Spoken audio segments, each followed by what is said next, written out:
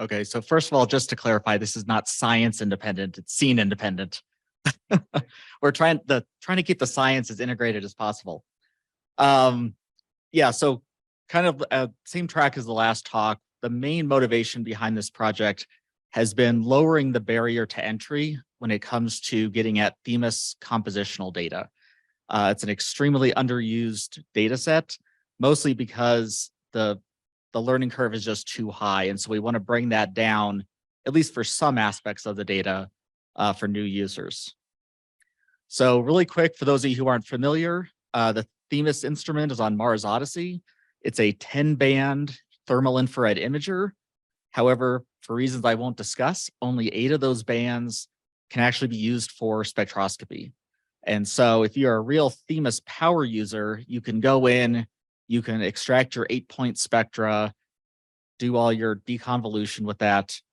But the easy way to get at the compositional data is to take a subset of 3 bands and process those into decorrelation stretched images.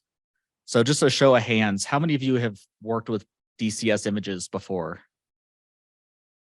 Okay, actually a fair number. Okay, so these are really good qualitative ways at visualizing the surface composition and the variability. But one of the common criticisms of it, which is totally fair, is that these DCS images are scene dependent.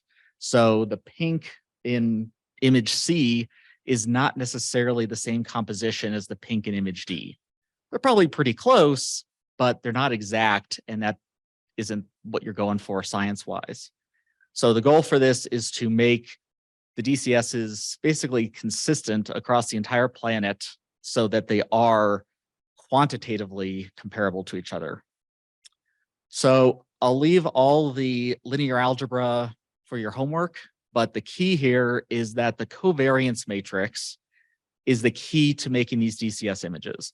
It's what makes them scene dependent when you do it the old way, and it's what we're going to change to make them scene independent. So really quick, let's just take to explain kind of what a covariance matrix is.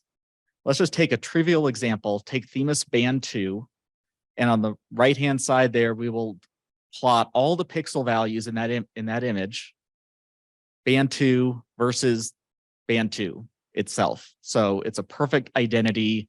It's always self-consistent. So the covariance of that data distribution, which is just lies on a perfect line, is 1.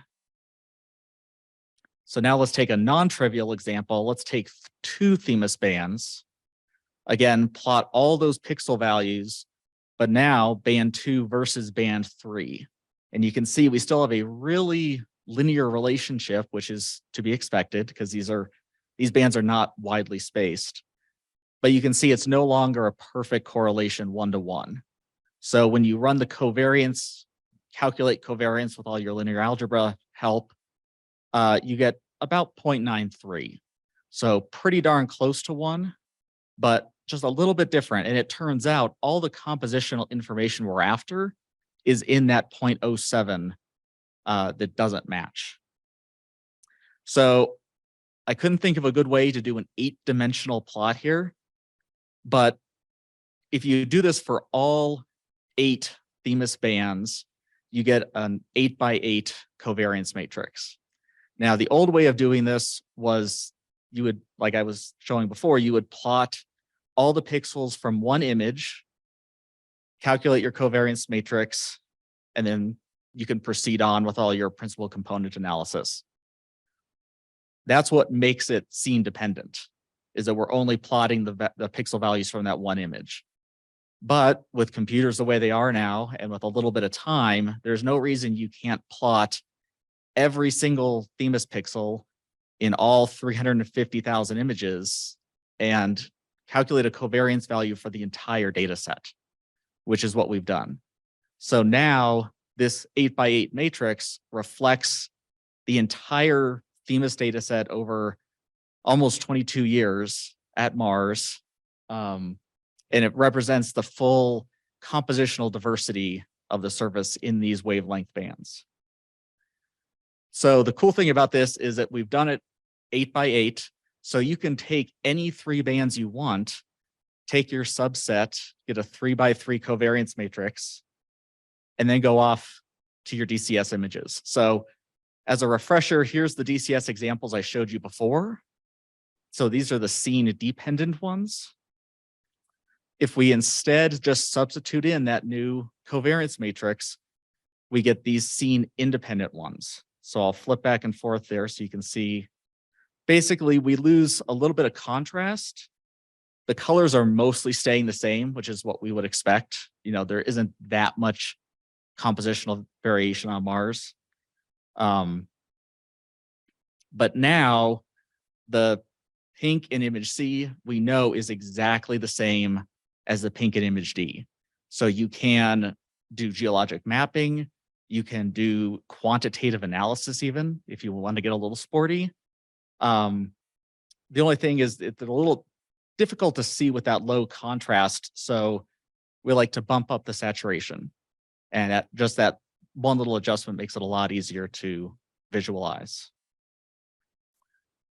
So as an example, here's a small regional mosaic of Aries Vallis using these scene independent DCS images. There's about 70 images in this mosaic, and you can see they blend together basically seamlessly without the use of much feathering or blending algorithms, just because we are actually looking at the actual composition of the surface, and there's no seams in the actual composition. So as we would hope, the images do line up really well. And yeah, and these colors are completely consistent compositions across the entire image. So where are we at? So we didn't want to just do this for tiny little regional mosaics. We wanted to do this on a global scale since our covariance matrix can handle the entire planet. So right now, we have a third of the planet done. Don't let the simple cylindrical fool you. That's a full third of the planet. Those are currently available in our JMars platform for anyone out there who's a Themis team member, or if you're interested in getting an early look at them and giving us some feedback, we can arrange to give you access to those on an early release basis. So those are already ready to go. The quadrangles in the yellow, we expect to be done by the end of the summer. They're in the sort of final refinement step. And then the remaining quadrangles we expect by the end of the calendar year. So I'm pretty confident in that date. I'm actually not too confident in this date, but we expect to release them to the PDS as special products. And that release will come with a corresponding paper that'll document all the decisions we made, why we made them, justifying them, and telling users how they can approach using this product to map out compositions in, so they're not perfect. It's only an 8-point spectra at best. But giving the users some guidance of how to approach using the product. And so at the end of the day, these DCS colors are now tied to specific compositions on the surface that are directly comparable across the entire planet. And we hope this will give new users who aren't familiar with the Themis instrument, who don't want to go in and learn how to do all the Themis processing in ISIS, come talk to us at ASU to get, how do we clean up the images ourselves? They can just go directly to this product in JMars or in any of your tools that want to ingest it and just get started immediately. And then if they want to go in later to the actual 8-point spectra, then they can go do that and have that fun. But at least this is hopefully a nice entryway into the data set. And with that, I'll leave you with our Aries Vallis mosaic.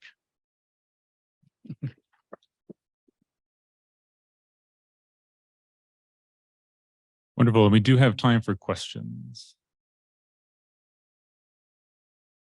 Okay, I'll go ahead and ask one. Okay. Will you be extending this to the polar quadrangles? And if so, are there extra considerations that need to be made?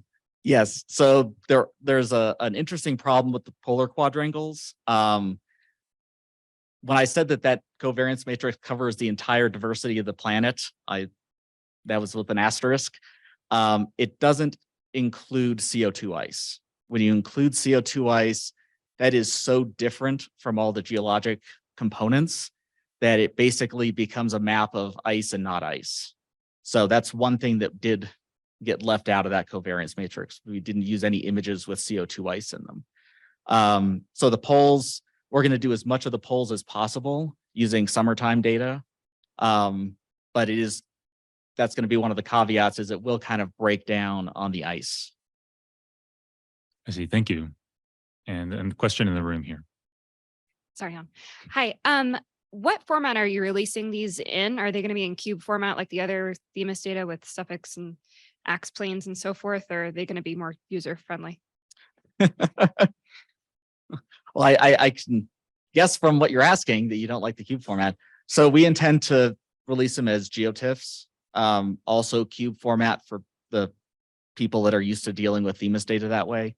But yeah, we'll release them in GeoTIFF format, so they're easier for everyone to use and ingest. Okay, I was just thinking if you were aiming towards first time non-Themis users. So right, exactly. Yeah.